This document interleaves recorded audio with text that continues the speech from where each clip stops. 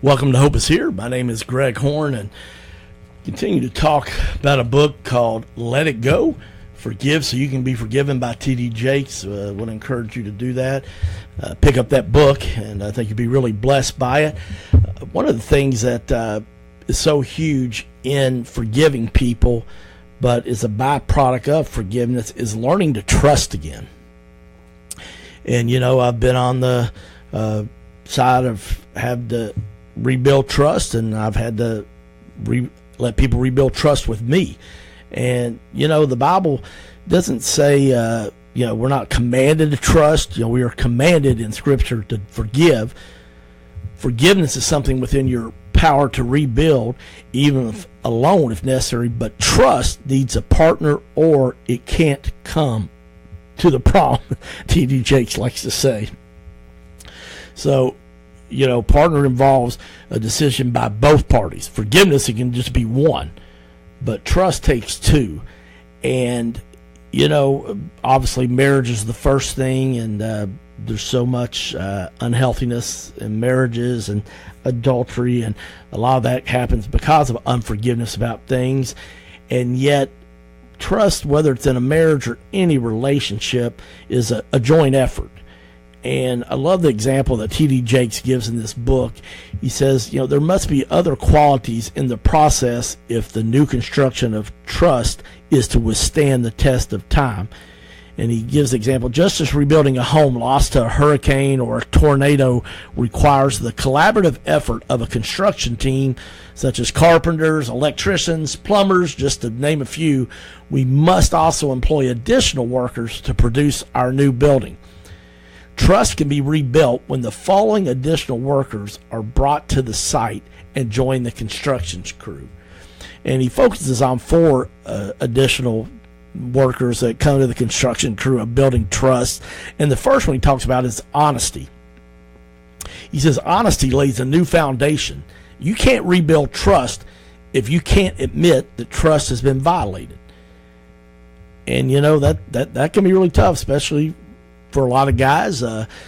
Pride's involved, and you don't want to admit that trust, you've let somebody down or you violated their trust. And, you know, you're thinking, well, I mean, yeah, adultery, that's simple. But, you know, it could even be somebody that, you know, says, yeah, they'll be home at dinner for 6 o'clock each night, and they're never there until 6:15 or 6:30. And instead of calling and saying that they're going to be late, or just saying, you know what, I need to move the time back to 6:15 or 6:30. They just act like it's not a big deal. And, whether it's in a marriage or whether it's, you know, somebody you're meeting to play golf or tennis with, or, go to a movie with, you got people that are always late. And, to build trust with somebody, if you say you're going to do something, you just got to admit sometimes, hey, you know what? Yeah, you're right. I've not been able to be trusted. Maybe it's with money. You know, you give people money and to pay bills or things, and whether it's a child or whatever, and yet they have proven over time that they can't be trusted. So until one of the people in the friendship, relationship, whatever, admits that that there's not been trust, it's been violated, you know, you can't build a new foundation. So it all starts with honesty. A second part of reconstruction, okay, is T.D. Jakes shares in his great book called Let It Go, Forgive So You Can Be Forgiven. To build trust, you have to have an understanding why the offender betrayed you is often a necessary part of rebuilding trust. What was the offender's motive or gain for the offense? If you can't discuss why it happened, trust will remain uncomfortable. I know that sometimes for me, being a people pleaser, I make too many commitments or in a day, and it's going to make me late for some places, and or I'm not able to enjoy some things by the end of my day because I've been so overcommitted. And so I have to understand that, and I've got a couple guys in my life that can speak truth to me and honesty in that, and some family members also that can do that. So a couple of things to rebuilding trust. One is honesty, and then an understanding of why the person that violated your trust, why that continues to happen. The third thing that T.D. Jakes suggests that can help rebuild trust is consistency. Consistency provides the structure for renovating trust. There needs to be a continual practice of conduct to keep moving forward. It's difficult to expect a scab to form and the skin to heal fully over a wound that you just keep re-injuring. That's just not possible. The wound must have constant care and ongoing protection if the body is to heal completely. A constant, steady diet of care helps trust to heal more rapidly. I know a couple that I was counseling one time, and he came clean about the affair, and God was really doing a great job of restoring the marriage and trust being built, and they were having good communication, being consistent and talking. But then the wife just asked to check his phone, and he said, she had no problem, and she checked. I think it was a text or an email, I don't remember, and he had contact with this person just to let them know that a person that they both knew well had died. And so it was part of a working relationship, actually. So, and there was nothing romantic in it at all, but the wife was hurt because the wound was starting to heal in her heart some, but then there was contact with this other woman, and so she just confronting about it. And they talked about it in person, but they also talked about it in the counseling session. And so I thought it was huge. The husband said, you're right, I was wrong. I shouldn't have done that. I should have got somebody else to do it. He said, obviously you saw it. There was nothing romantic or anything personal. It was all strictly a matter of fact. And, a person that we both knew through business had cancer and was about ready to die. They called hospice in and thought they'd want to know, but you're right. I should have had somebody else contact them. I shouldn't have done that. So that wound was opened up, but because they were able to talk about it, they were honest and understanding to the points that we talked about earlier today. The consistency had been good, but then unfortunately got off track there by that one move. But you know what? That's part of the healing process, and there are detours. Just like we know if we drive on Interstate 75 down to Tennessee, whether it's Knoxville or Nashville, there will be the Bluegrass Parkway. I guess it's 65 and 75 south, 65 going towards Nashville, I believe, or 75 south to Knoxville. There is always going to be some detours or road construction going on. But this couple was dealing with it in a healthy manner, and really proud of them, and God did a great work in their marriage. The final thing that he talks about in this book, Let It Go, T.D. Jakes, the outstanding pastor in Dallas, forgive so you can be forgiven. He says to build trust, you got to have great communication. It has to be open and ongoing, allowing trust to bloom again in depleted soil. Man, I love that. Communication has to be open and ongoing, allowing trust to bloom again in depleted soil. He said trust needs to talk. If trust can't discuss, it can't be rebuilt. Some of the hardest things to heal are the things we hide and the secrets that we keep. They are hard to heal because trust needs to clear the air. You can't push the mute button and expect trust to incubate in the silence of suppressed expression.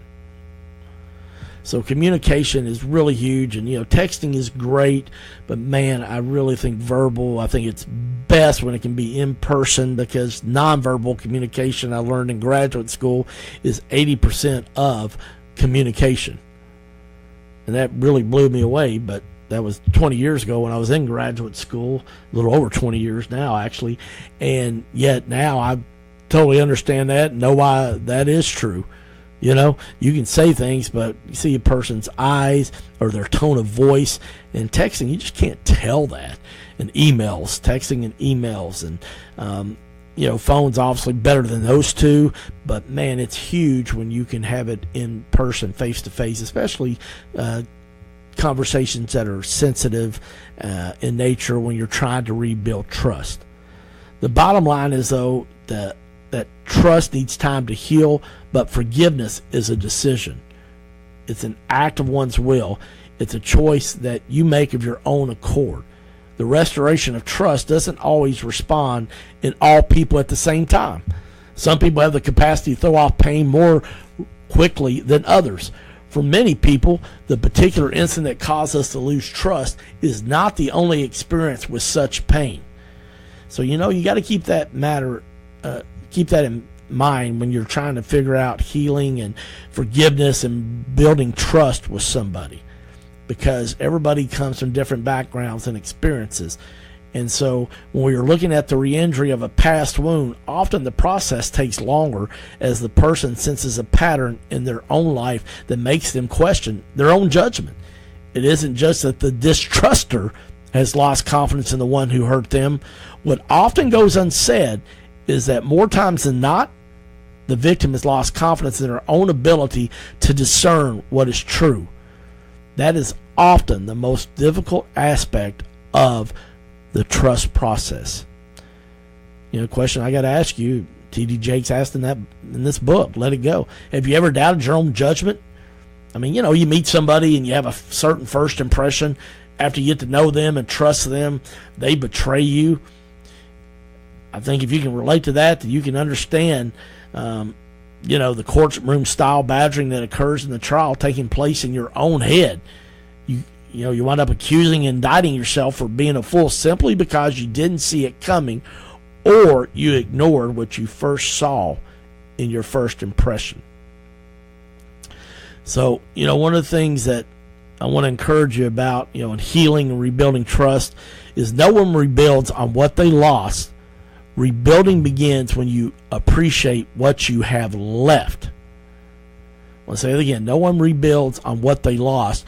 Rebuilding trust begins when you appreciate what you have left.